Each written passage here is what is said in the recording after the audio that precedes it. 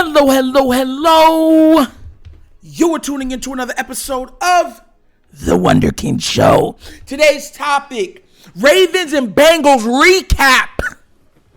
Look, y'all saw it. For everybody tuning in, you know that we did the live show.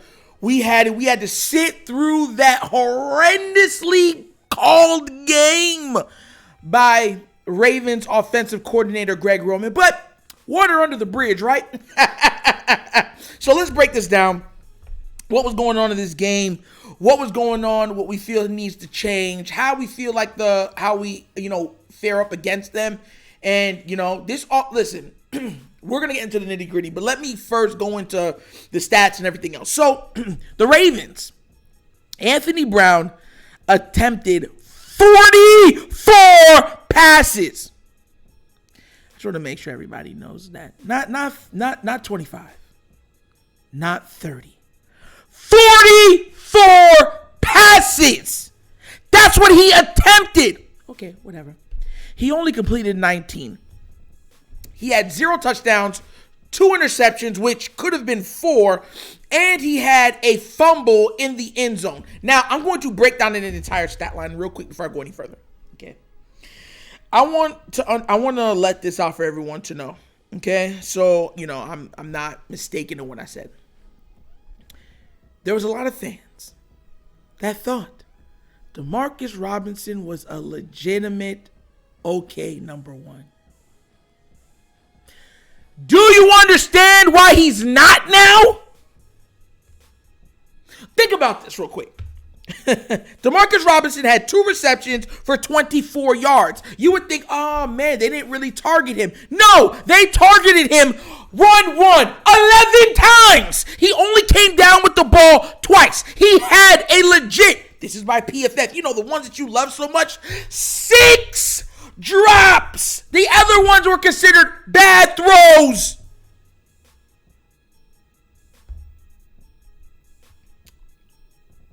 So you can take 6 of those and add it to Anthony Brown's stuff and see that, wow, he would actually have a little better completion. Sammy Watkins would have had 100 and something yards, actually more until he fumbled. That was another turnover that we had, because I believe we had 4 turnovers for the game.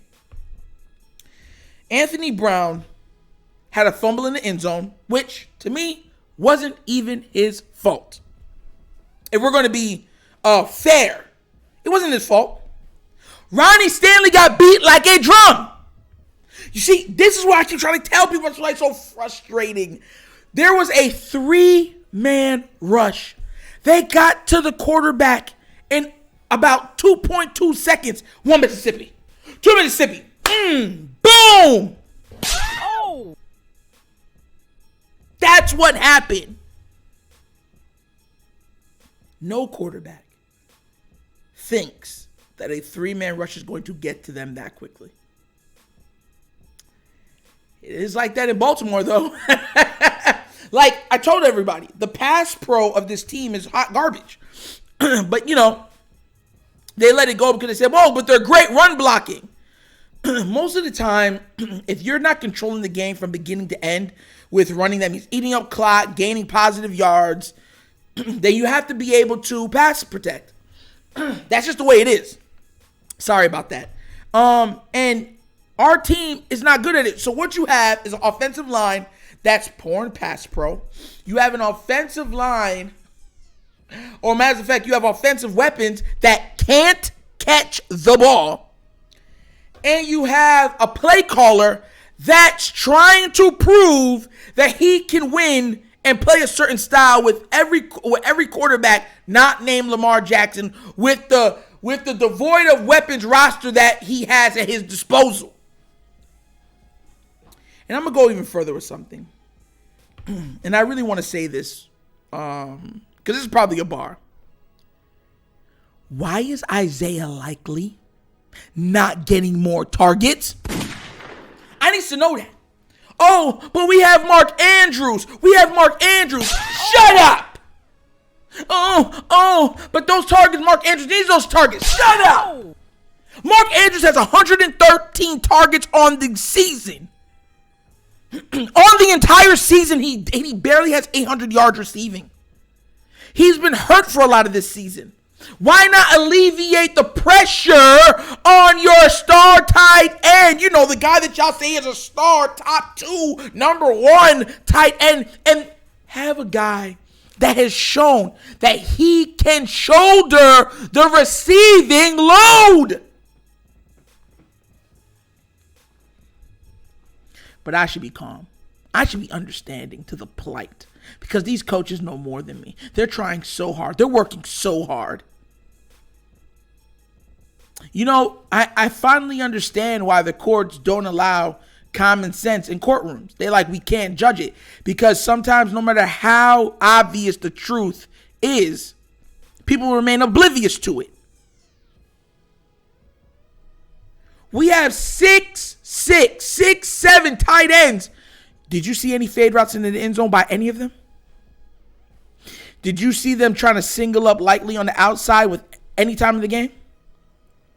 No. That's why they want to play likely like he's Andrews. Get them on the field together.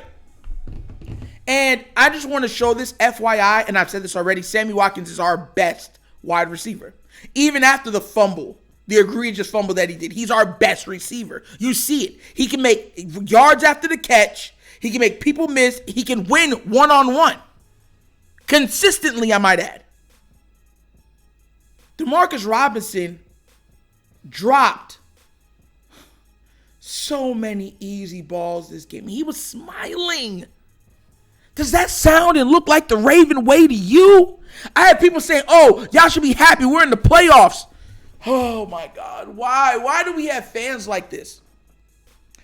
Do you think that the Bengals are just happy that they made the playoffs? Do you think that the Chargers, even though it's their first time under him, are happy that they just made the playoffs? Do you think that the Chiefs are happy that they just made the playoffs? Do you think the Buffalo Bills are happy that they just made the playoffs? No, that's not how it goes. When you have a top flight QB, especially one that historically is the second highest scoring QB in the history of the NFL, then the playoffs are a given. It's bare minimum. It's what some of you like to call the floor. But the ceiling, that's the AFC Championship game, and those are Super Bowls. There is nobody that can look me straight in the face and tell me that this roster and this play calling makes sense. They don't even get players that can actually play on the field. Hey, yo. Bars. They don't even put players that can play on the field. They would rather lose their way than win. Going against what they truly believe in. That's arrogance. That's ignorance. And they have to be culpable for their bad decisions. Oh, wait. Bad draft. This man, Chapo, came in and did more in the game than he did. This man missed Burrow 3 times. On one play. Mr. 4-3, Mr. Measurements, Mr. Combine. Maybe you need to combine that with the talent that you have and actually go out there and play well. The man is sick, yo. This man's like 6'6", runs like a sub 4.4 40, and you can't get to the passer. I guess 0 sacks in college means something. Stop trying to act like you're the smartest person in every room that you walk into. It's good to have intelligence. It's good to be to have foresight over things, over other people. But it doesn't mean that you're better than them. It means you still have to learn. You're human. That's the problem with the Ravens. Complacency. They are comfortable at staying at floor level. Oh, it's nice here. Oh, they have nice couches. Oh, yeah. I mean, why do we have to go upstairs? I mean, come on now. No one really likes to ride an elevator or escalator, or who even likes to take the stairs? There's no reason to go to the ceiling. We're comfortable right here. Be happy. Be blessed.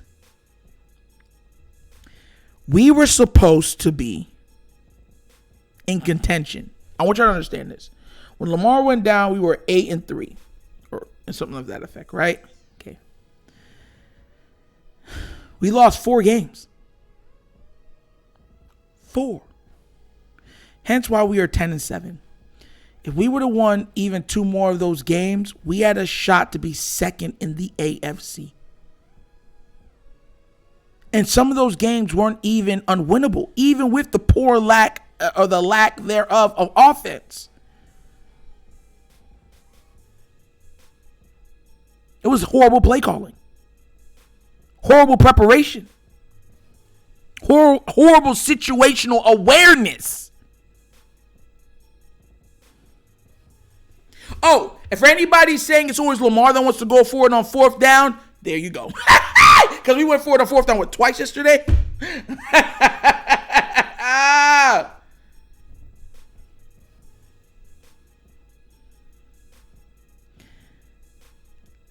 Oh, and I'm going to touch on this too before we end up too. Bengal fans is acting like they won the Super Bowl. They acting like we was out there to hurt them. They're acting like, oh, why would you tackle us hard and stuff like that. There's a lot of after the whistle stuff and every other. Are you serious right now? When have the Ravens ever actively tried to go out and hurt somebody? When? We've seen the Steelers try to do it to us. We've seen the Steelers try to do it to other people. We've even seen your team with Perfect do it to other people. But then you have the unmitigated gall to try to step up and say, oh my God, on a pedestal, that we were actively trying to injure your players because you know that we had to play you the very next week. When it wasn't even a guarantee that we had to play you the very next week. Look, y'all got a lot of grace because of what happened with Mr. Damar Hamlin. And we've afforded you guys a lot of grace, love, especially from the fan base. It's like, look, man, y'all handled it great. So, you know what I'm saying? We're giving you a little more leeway. But let me let you understand this right now. And I'll be real with you. You guys have successfully beat up on this team when it was injured. And I'm telling you this right now. You don't want to be humbled very badly on national television. Because if Lamar Jackson steps back foot on that field, I'm letting you understand this right now. We're having more than 16 points. We're having more than 16 points. Oh, man. But once again, I don't take nothing away from them from winning. We rested starters. The defense couldn't get them off the field on a lot of downs and stuff like that. And the offense put the defense in bad positioning a lot of times. So, recipe for disaster it was. But, yeah, man, I listen, watching that game, I was just sitting there like, and Joe Burrow wasn't like, oh my God, extraordinarily great. Look at this. Joe Burrow was 25 of 42. 215 yards passing for 1 passing touchdown. Joe Mixon was 11 carried for 27 yards, 2.5 an average for 1 touchdown. P. Ryan, 6 carries for 18. Jamar Chase, of course, was eating. He was eating. 8 receptions for 86 yards, 10.8 yards a catch, 1 touchdown. Higgins could have had way more. He dropped 2. He was missed. This is what I'm trying to tell y'all. Higgins was missed for a wide open touchdown, and then he dropped a wide open pass, which would have resulted in a touchdown. Jamar Chase was missed for an absolutely wide touchdown. Jamar Chase, if he would have caught that ball, I believe it was a 25-yard pass, that would have added 25 more yards to him with an extra touchdown, and T. Higgins would have had at least 90 yards receiving. So a lot of the stuff that the Cincinnati Bengals was self-inflicted also. Self-inflicted. Bad throws, bad routes, dropping the ball. But the rematch of the rematch happens this week coming up on Sunday night, 8:20. And honestly, as a Raven fan, I'm not looking too forward to it simply because we don't have all our horses in a row. We don't have our ducks in a row. We don't have our horses ready to giddy up. Now, if Lamar Jackson announces he's playing, well, that changes everything. I believe we have a shot to take it to the Super Bowl, but without him, we don't have a shot in heck. But hey, it is what it is. They won, and now we got to play him again, so let's go get it. But as always, and I'll always say this, that was the last episode of the Wunderkind Show. The end, as some might say. Thank you guys for watching. You already know it's all love. You guys can be anywhere else in the world, but you're here with me. I appreciate that. Please remember, like, subscribe, hit the notification bell, right? And leave a comment so we can comment amongst each other. What did you think about the game? How do you think the game calling was called? How do you think us going on 4th down twice changed some stuff? You know what I mean? So let's get that going. And if you would like to donate anything to the channel, right here at the bottom of the screen is a QR code for the Cash App money sign, The Wunderkind Show. So once again, this is The Wunderkind Show. This is your host, Nitro, signing off. And as always, you guys know my slogan. Peace. And we are out. Yerp!